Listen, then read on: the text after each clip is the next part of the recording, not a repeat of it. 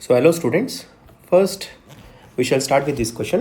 So ಈ ಕ್ವಶನಲ್ಲಿ ಏನಂತ ಕೊಟ್ಟಿದ್ದಾರೆ, n of a is equal to 5 ಅಂತ ಕೊಟ್ಟಿದ್ದಾರೆ, n of b is equal to 6 ಅಂತ ಕೊಟ್ಟಿದ್ದಾರೆ. Then the number of relations from a to b is equal to.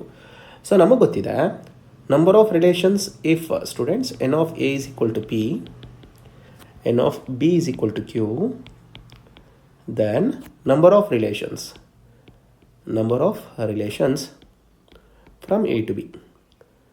Number of relations from a to b equals to what? Equals to 2 power p into q. ಹೌದಲ್ಲ, right? ಹಾಗಾದರೆ ಇಲ್ಲಿ ಏನು ಕೊಟ್ಟಿದ್ದಾರೆ? p is equal to ಏನು ಕೊಟ್ಟಿದ್ದಾರೆ? p is equal to 5 ಅಂತ ಕೊಟ್ಟಿದ್ದಾರೆ. ಹೌದಲ್ಲ, right? q is equal to ಏನು ಕೊಟ್ಟಿದ್ದಾರೆ? q is equal to 6 ಅಂತ ಕೊಟ್ಟಿದ್ದಾರೆ. ಹಾಗಾದರೆ 2 ಪವರ್ ಏನಾಗುತ್ತೆ? 5 into 6 ಅಲ್ಲ, right? So what is the answer here? 2 power 30. So right ನಾವು students the answer is fourth option.